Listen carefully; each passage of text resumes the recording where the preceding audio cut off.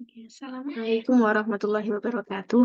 Perkenalkan, nama saya Aprilia Afatur Rahmawati dengan NIM 22014-22015 dari Prodi Pendidikan Bahasa Inggris.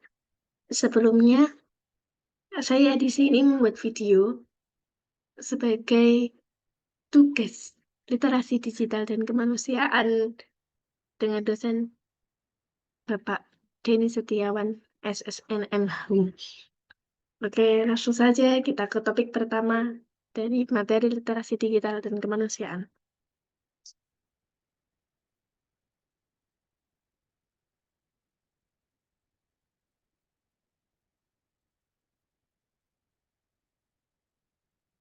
Topik pertama mengenai hubungan manusia dan teknologi.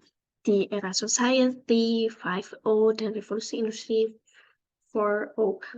Menurut Paul W. Ford, teknologi adalah ilmu terapan yang telah dikembangkan lebih lanjut mengenai perangkat keras dan perangkat lunak yang merupakan manifestasi kekuasaan terhadap alam, manusia, dan kebudayaannya. Teknologi pada hakikatnya meliputi paling sedikit 7 unsur, yaitu alat-alat produktif, senjata, wadah, makanan, minuman, pakaian dan perhiasan, tempat berlindung dan perumahan, dan alat-alat transportasi. Dalam konsep kebudayaan, teknologi bahkan masuk di dalam salah satu bagian dari 7 unsur kebudayaan. Yang pertama bahasa, yang kedua sistem pengetahuan, yang ketiga organisasi sosial, nomor 4 sistem peralatan hidup dan teknologi, sistem mata pencaharian hidup, sistem religi dan kesenian. Jadi manusia itu ya ini kita pasti tidak terlepas dari teknologi yang mana memang semua yang kita lakukan butuh teknologi, butuh internet seperti handphone, kita berhubungan dengan orang lain, baik itu masih di daerah yang sama ataupun di luar kota, luar negeri pasti membutuhkan teknologi yang bisa menghubungkan kita tanpa harus pergi sana sini yang menguras waktu tentunya. Perkembangan manusia dan teknologi memunculkan masa disrupsi. Apa sih disrupsi? Disrupsi adalah sebuah inovasi yang akan menggantikan seluruh sistem lama dengan cara-cara baru. Nah, untuk itu kita sebagai manusia harus berpikir kritis dan pemecahan masalah, kreatif dan inovatif, komunikasi dan kolaborasi atau kerjasama. Bisa dilihat dalam kerangka keterampilan pada abad ke-21.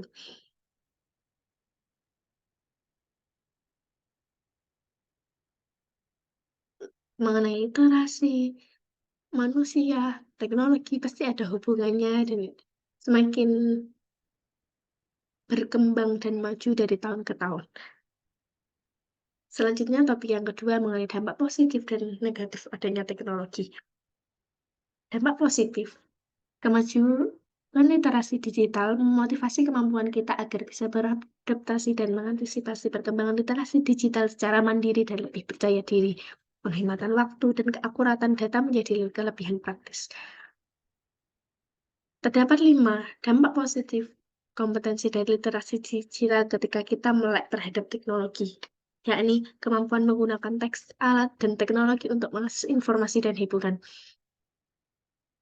Ketika kita membutuhkan suatu informasi ataupun apa itu yang sangat kita butuhkan, kita dapat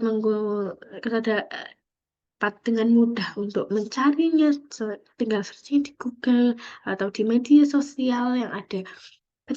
Kedua, kecakapan dalam berpikir kritis, menganalisis dan mengevaluasi data. Ketika mampu mengkomposisikan pesan dalam praktik yang kreatif. Nomor 4, kemampuan untuk berefleksi dan berpikir etis.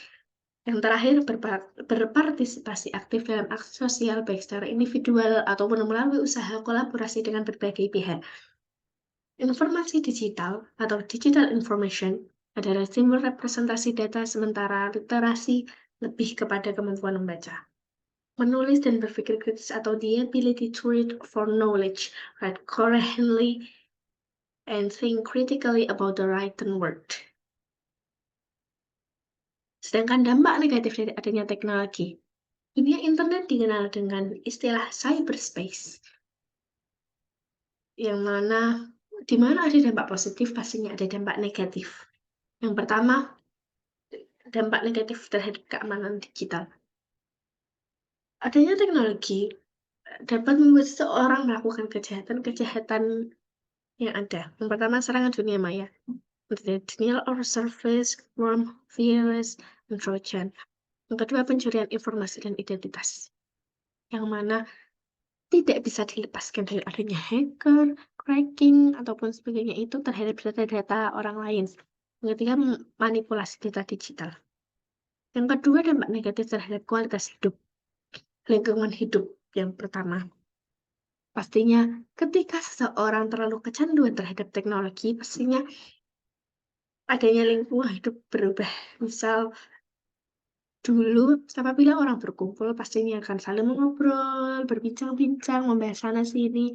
Tapi sekarang ketika orang berkumpul, yang ada hanya semua fokus terhadap handphone. Bahkan ketika orang terlalu fokus terhadap handphone, akan adanya rasa antisosial terhadap orang lain karena dia sudah nyaman dengan dirinya sendiri, dengan lingkungannya sendiri yang tidak bersosialisasi dengan orang lain. Yang kedua, masalah mental. Yang ketiga, masalah produktivitas kerja. Dampak negatif yang ketiga terdapat pada bidang ekonomi dan politik. Adanya pembunuh pekerjaan.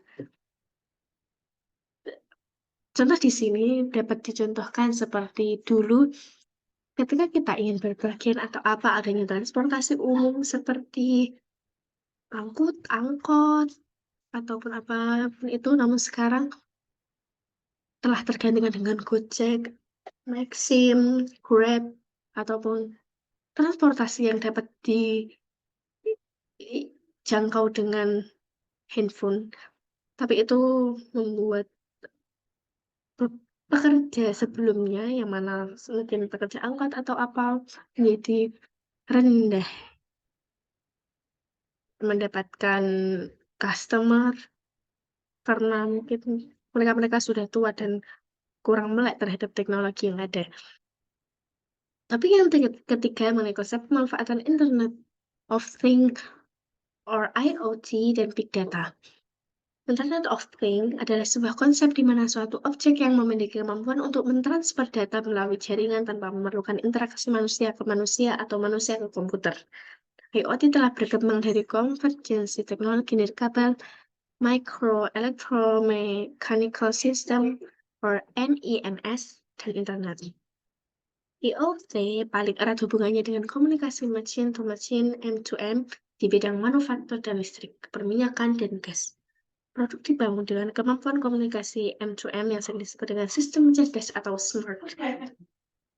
Sebagai contoh, adanya smart kabel, smart meter, dan smart grid sensor.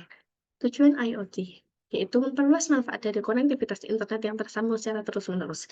Nah, sebelumnya karena adanya teknologi yang pastinya tidak terlepas dari manusia, internet itu harus dijaga kesinambungannya agar berjalan dengan lancar.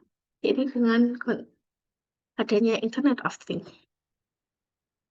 Nah, namun adanya Internet of Things tersebut mempunyai kekurangan ataupun resiko, yakni yang pertama compatibility, yaitu tidak ada standarisasi penggunaan sensor seperti penggunaan USB. Nomor dua, complexity, yakni dirangkai secara kompleks, maka Internet of Things ini harus dirawat dengan sangat baik dan berkala agar Internet of Things ini tetap berjalan, tidak rusak atau tidak mengalami suatu permasalahan yang ada. Nomor tiga, safety. Keamanan yang ada rawan terhadap hacking karena kurang kuatnya keamanan yang ada dalam Internet of Things. Selanjutnya, big data. Big data, jika kita dapat pahami atau dapat kita katakan ini volume data yang besar. Big data adalah tindakan pengumpulan dan penyimpanan informasi yang besar untuk analisis. Fenomena big data dimulai pada tahun 2000-an ketika analisis industri menyampaikan konsep big data yang terdiri bagian penting. Di antaranya,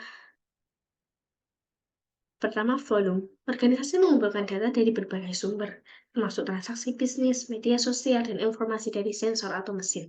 Yang kedua, kecepatan. Aliran data harus ditangani secara cepat dan tepat, bisa melalui hardware maupun software.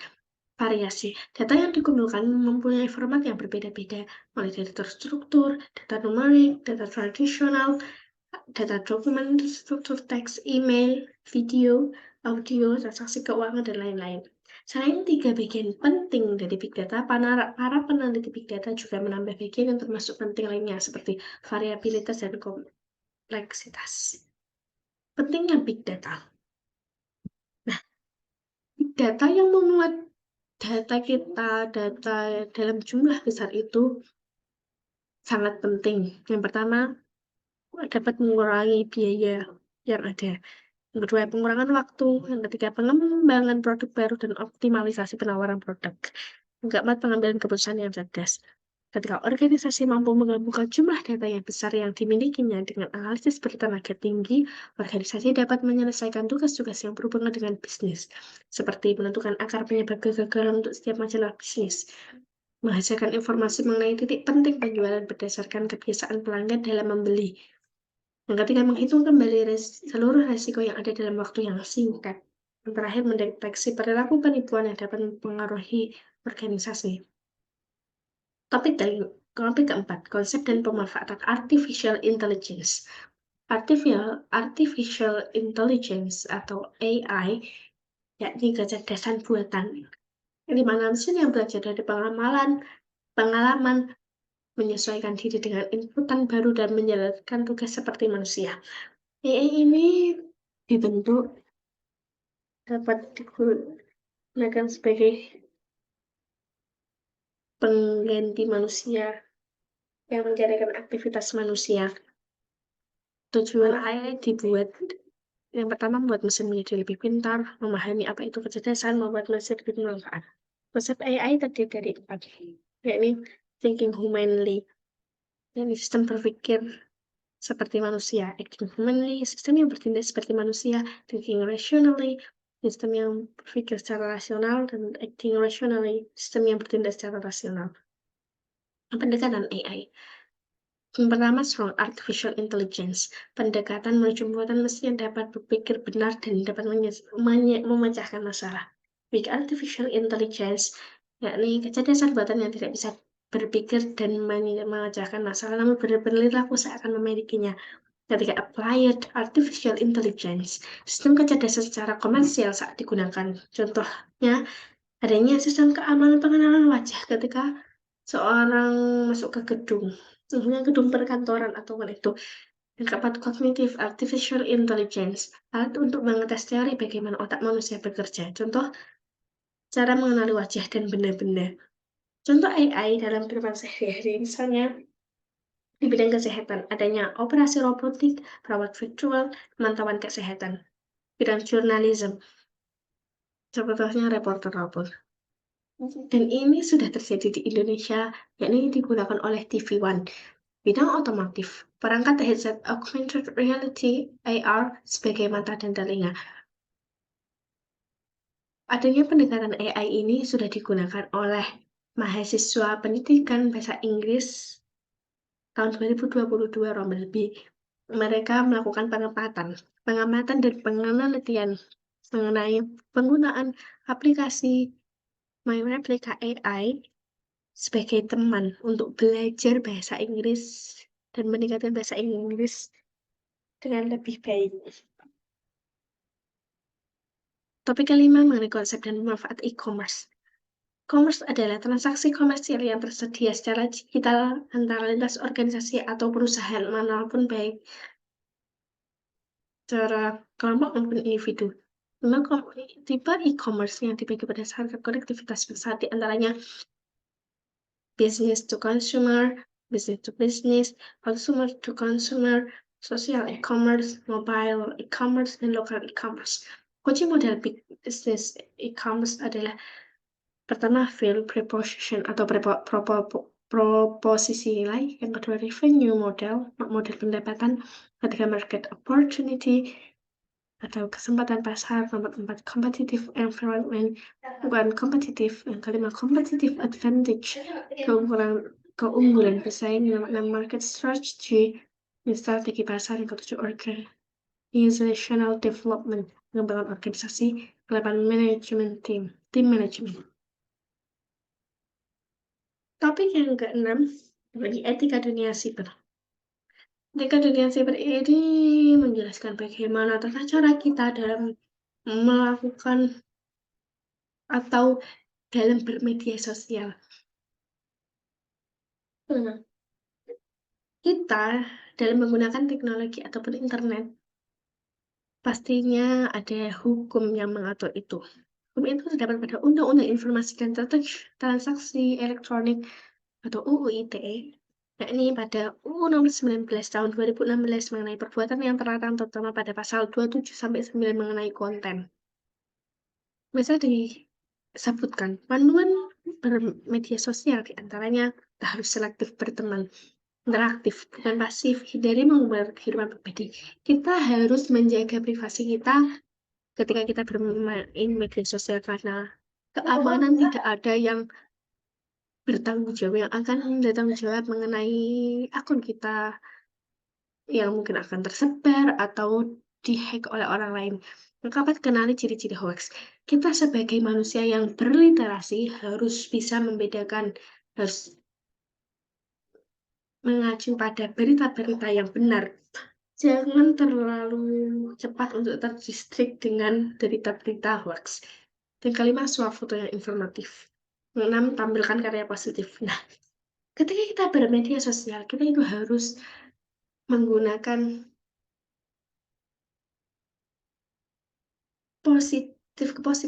kepositifan kita yang ada. Kita harus tampilkan karya-karya atau keunggulan-keunggulan kita yang dapat kita bagikan kepada orang lain untuk memotivasi, untuk membuat orang itu belajar atau memberi informasi kepada mereka yang melihat postingan kita.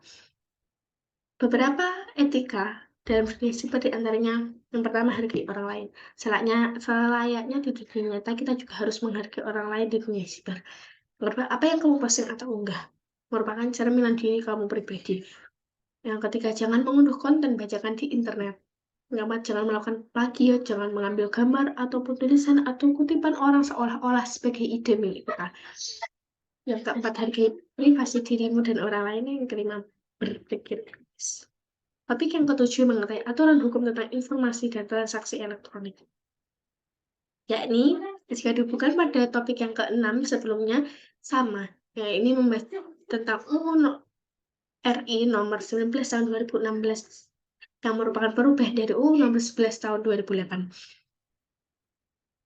Dibutuhkan kehadirannya untuk mengatur masyarakat dalam memanfaatkan teknologi informatika sehingga tercipta ketertiban di masyarakat. Apabila tidak ada aturan yang mengatur bagaimana masyarakat menggunakan teknologi itu, maka akan timbul kekacauan atau chaos di masyarakat.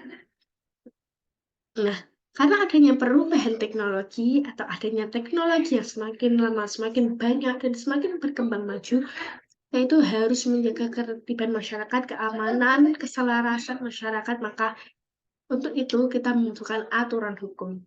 Ruang lingkup berlakunya UU Nomor 11 tahun 2008 ini berlaku untuk setiap orang yang melakukan perbuatan hukum sebagaimana dalam UU ini, baik di dalam maupun di luar wilayah Indonesia, yang memiliki akibat hukum dan merugikan kepentingan negara. Manfaatan teknologi transaksi elektronik dilaksanakan dengan tujuan untuk A. Mencerdaskan kehidupan bangsa sebagai bagian dari masyarakat informasi dunia. Yang kedua, mengembangkan perdagangan dan perekonomian nasional dalam rangka meningkatkan kesejahteraan masyarakat. Yang ketiga, meningkatkan efektivitas dan efisiensi pelayanan publik. Yang keempat, membuka kesempatan seluas-luasnya kepada setiap orang untuk memajukan pemikiran dan kemampuan di bidang penggunaan dan pemanfaatan teknologi informasi seoptimal mungkin dan bertanggung jawab.